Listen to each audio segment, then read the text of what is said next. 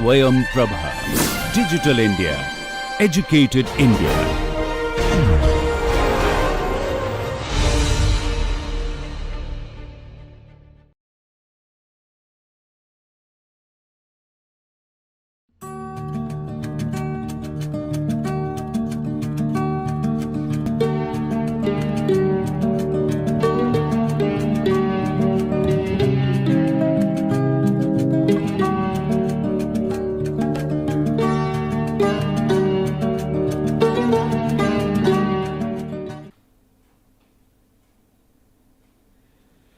We now come to the last lecture on one-dimensional Euler equations.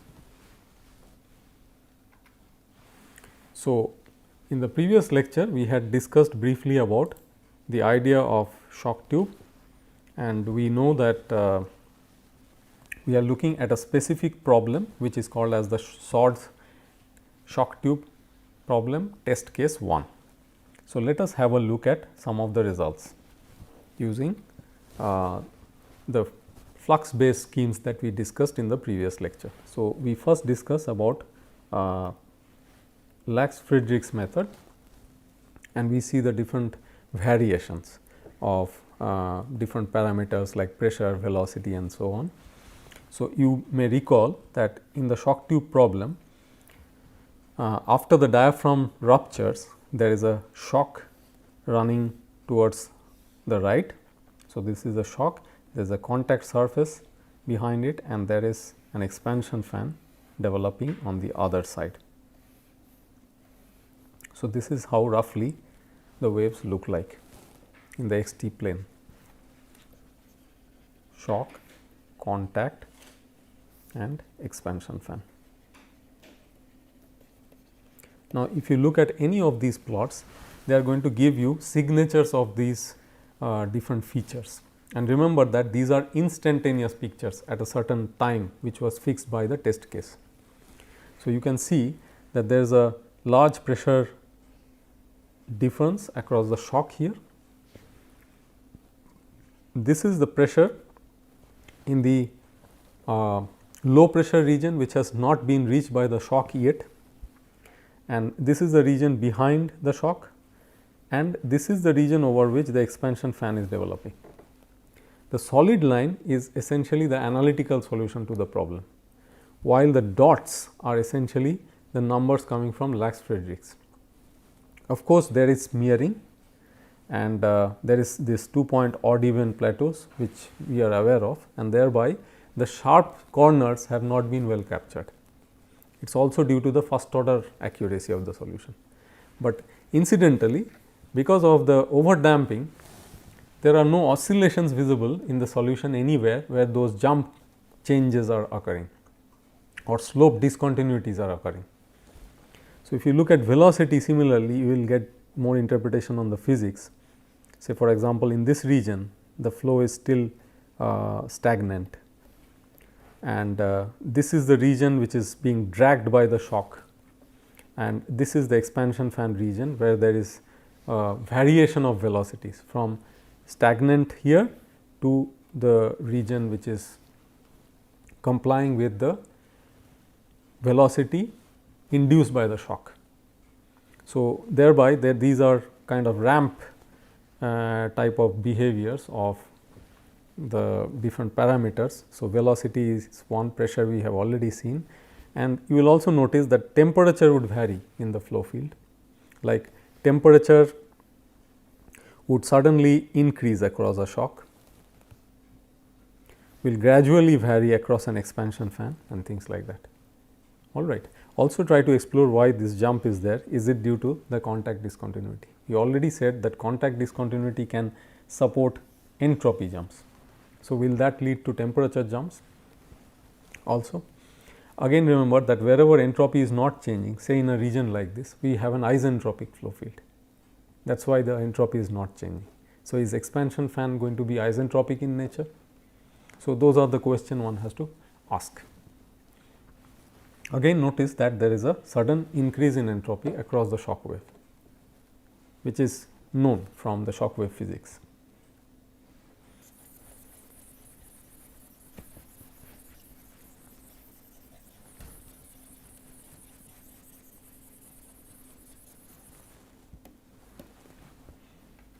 let us look at the Richmond method results.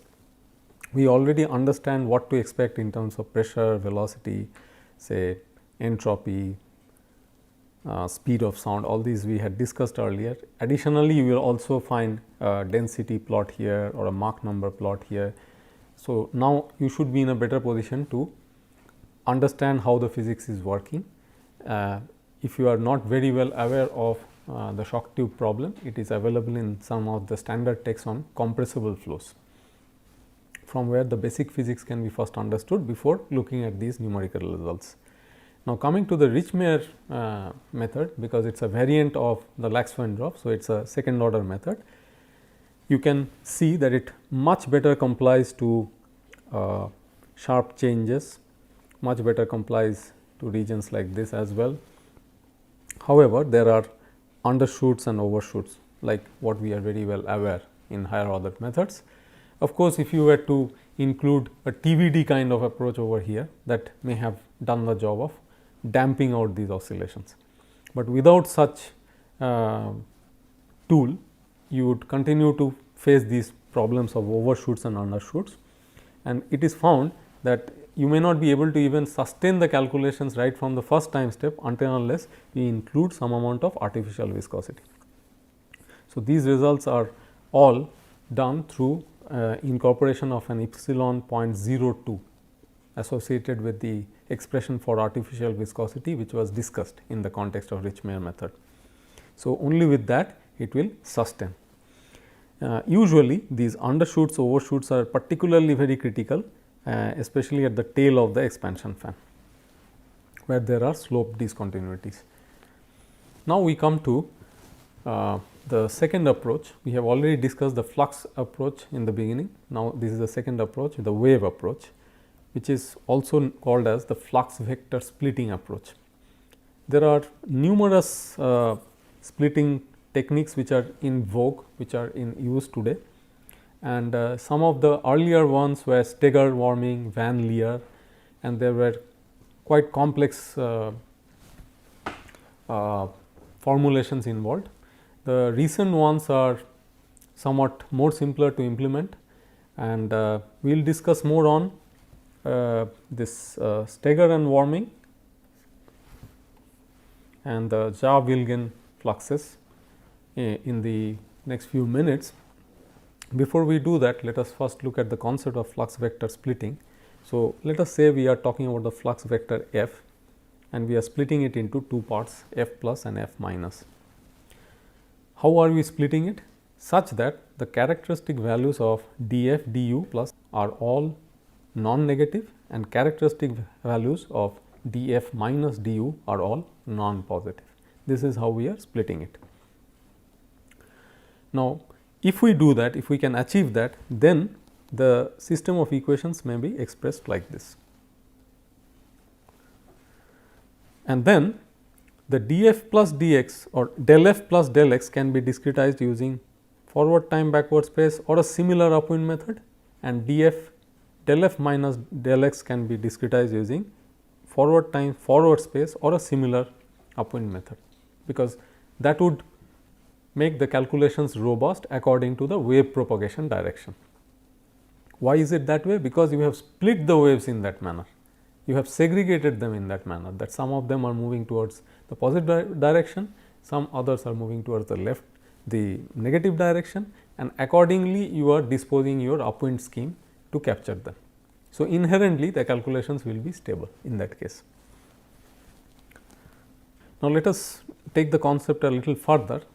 So, we say that let us express the Jacobian matrix in a split form, like what we discussed even in terms of the flux vector. We are trying to now apply it to the Jacobian matrix, and we say that the characteristic or the eigenvalues, which are essentially the wave speeds of the Jacobian matrix in its split form, should be such that the A plus carry all non-negative wave speeds and A minus carry the non-positive wave speeds.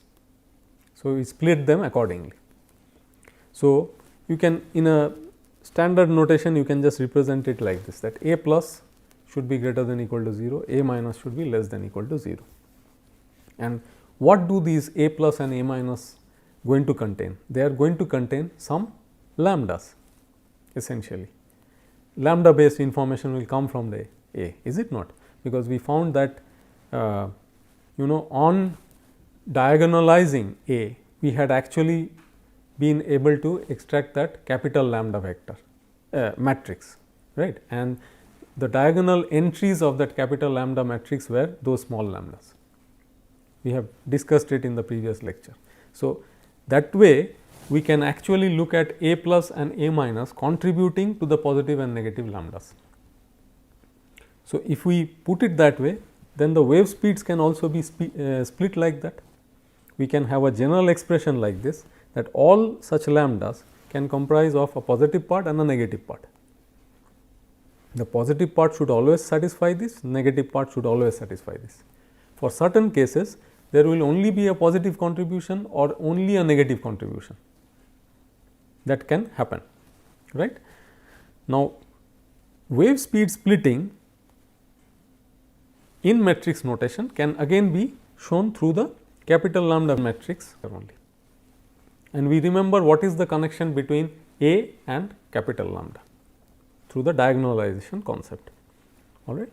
So, finally, it boils down to the informations that we are obtaining from the capital lambda matrix through the small lambdas, which are essentially the wave speeds, right, and we are going to apply the splitting concept to the wave speed. So, this is what is called as the wave speed splitting concept. Now, what is the connection between flux vector or flux vector splitting and wave speed splitting? So, in order to connect them together, you can very easily show that they can be obtained by an equation of this kind. We are not going into the derivation of this.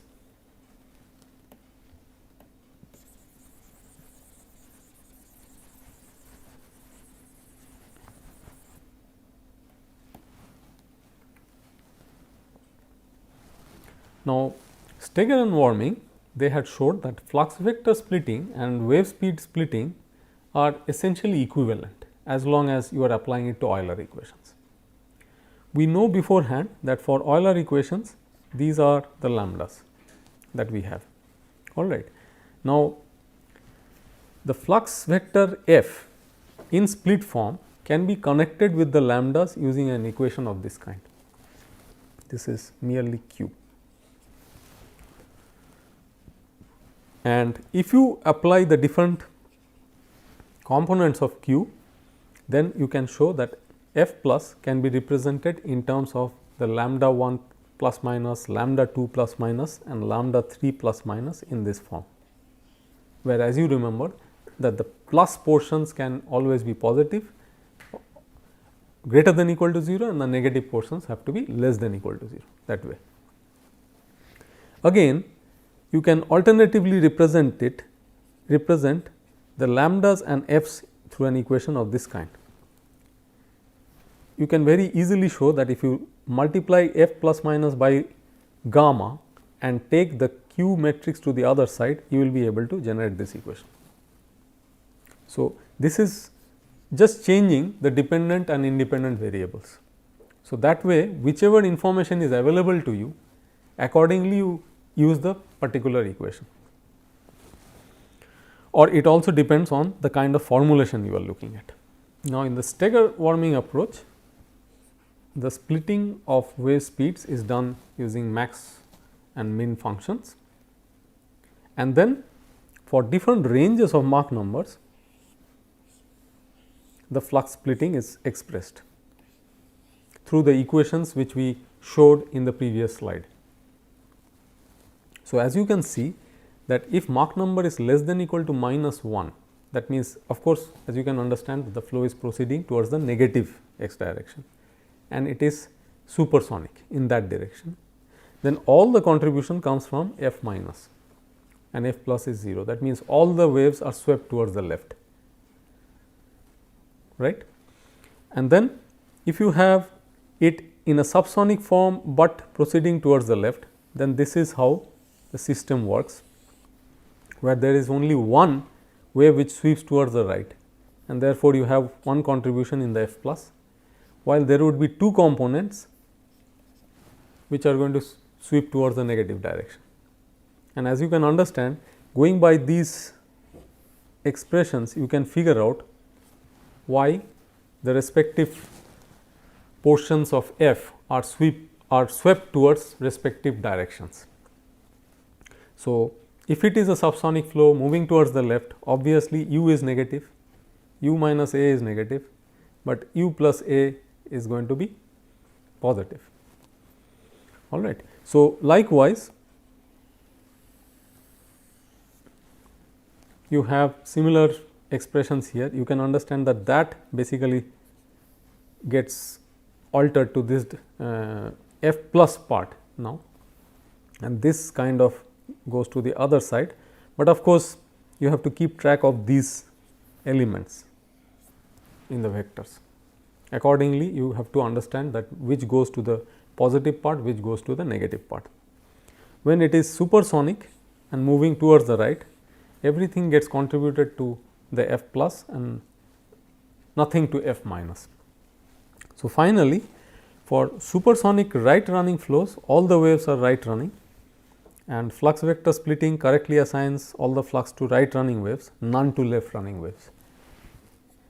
Similar thing happens for supersonic left running flows, because everything goes to the negative part, nothing to the positive part.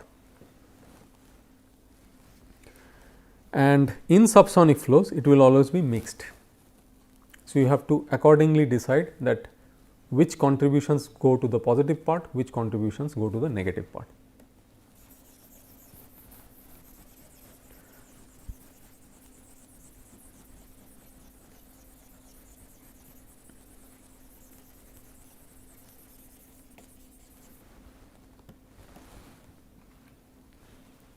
So, we come to one more flux vector splitting technique, which is called as the Jahr-Wilgen flux vector splitting, which is one of the most convenient to implement recent flux vector splitting technique, while Steger and Warming was one of the more earlier techniques. So, here the pressure terms are separated from the true flux terms in both the momentum as well as the energy conservation equations.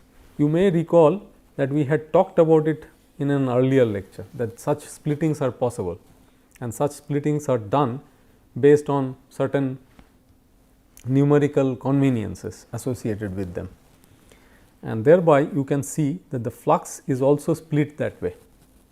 So, there is a pressure part segregated out, and you have a positive or negative associated with that, which has been provided here, and the max and min operating on the other part.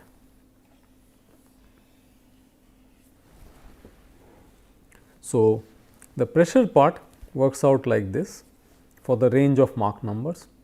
So, the P plus has a smooth changeover in this region. If you look carefully, that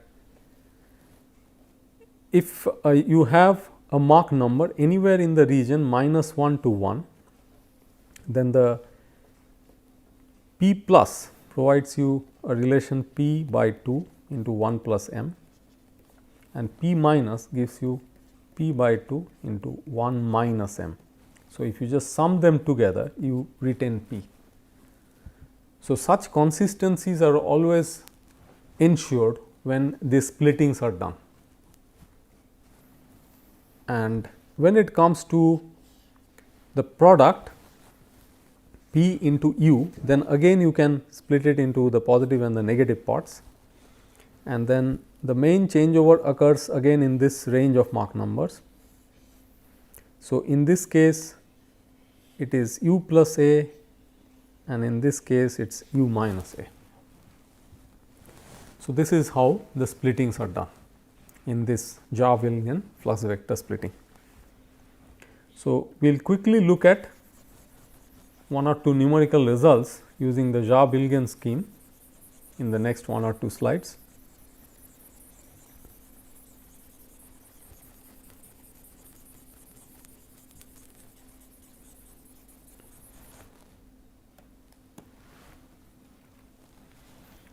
So, we continue to discuss about the test case 1, which it is the sorts problem as we mentioned earlier, and this is from an in-house simulation, where you can see that this is the pressure distribution at a certain instant of time, and just to show how things change with time, if we call this curve as A, then you can see that the maximum pressure is somewhere here beyond 20. So, just to identify the same curve over here, it is essentially this, right. And what we have done over here is we have superimposed the result coming from another time step, so that you can see how things are changing with time. So, one of the curves is A, which is actually at a later time, comparatively later time, and the curve B is at a comparatively earlier time. Now, we will try to understand how it works. Just to make things a little clearer, because we have incidentally used the same color here, which is probably hindering the clarity a little bit. So, we will try to identify the two curves clearly. So, this is the region for the curve A, and I am trying to dot the curve B separately. So, we can identify this dotted region, it reflects an earlier time instant. So, what do we find? At an earlier time instant, we find that the shock has formed, it has started moving towards the right, across which we can see the jump, and then we have a larger undisturbed region ahead of the shock, and then we see expansion fan developing over here, and we have an undisturbed region which is longer beyond the expansion fan on the left end of the shock tube. Now, as time progresses, the expansion fan moves further to the left, and now the new location is represented by the curve A, where the shock has moved further downstream towards the right. So, this is the shock location at the later time, and then the expansion fan has grown wider. So, this is the spread of the expansion fan. The earlier spread of the expansion fan was this much. Now, we have a wider expansion fan, and because it has reached out further towards the left, the region beyond the expansion fan has become smaller. So, these are the changes which occur with time. As time progresses, the shock tube problem, as you keep the computations going for longer time periods, this is how the waveforms will emerge with time. And as you can understand that it has been discretized with 80 say grid points along the x direction. It is a one dimensional problem. So, you need only along x direction, and you have the highest pressure as 100,000 pascals, the lowest as 10,000 pascals. So, it is operating between these two pressure values, and the features are emerging as you compute and march the solution in time using the Jahr-Wilgen flux vector splitting, which has been shown in this diagram. So, like we did for pressure, similarly we have tried to show the density variations also over two time periods. So, now I guess you will be a little more familiar to understand how to distinguish between an earlier time and a later time. Earlier time in the sense that it is only after a short time after the diaphragm has ruptured, and a later time is more time has elapsed after the diaphragm has ruptured. So, that way we are trying to explain earlier time and later time, right. So, very soon after the diaphragm ruptures, you can see the density variation may be something like this. again try to see that the highest density is of the order of say 1 kg per meter cube, lowest one is around 1/10 of that. So, that remains in this undisturbed region ahead of the normal shock. As you can understand that the normal shock is propagating along this direction. So, this is the shock tube, and ahead of the normal shock it is undisturbed region. So, the density will be undisturbed and at a low value. Across the shock there is a large change of density, and then you see more changes as you go across contact surface and the expansion fan. Now, as more time elapses, the shock will move ahead, it will reach somewhere here. So, that is where you can see the foot of the shock now. As you can understand that the shock speed remains invariant, that is why the jump of pressure or density across it also remains invariant. But in the intermediate regions the changes are occurring. So, the highest and the lowest densities remain unaltered, the highest and lowest pressures remain unaltered, but you have variations occurring in between where the features are coming, the shock, the contact discontinuity and the expansion fan. So, across each feature there is a change, and that is how the gap between the extreme values is bridged, and this happens in the form of a time evolution. So, as you march the solution, these time evolutions will occur gradually. This is of course a very rapid event, because you remember that in the short tube problem definition itself, it was a very small time that we talked about, after which we are looking at the solution. It is a fraction of 1 second, a very small fraction of 1 second. So, 1 second is actually a very long time in terms of shock tube operations. We will look at only one more plot before we finish the lecture. So, here we are talking about variation of sound speed. Again you can figure out, now that we have some more experience, you can figure out that this is the plot at earlier time.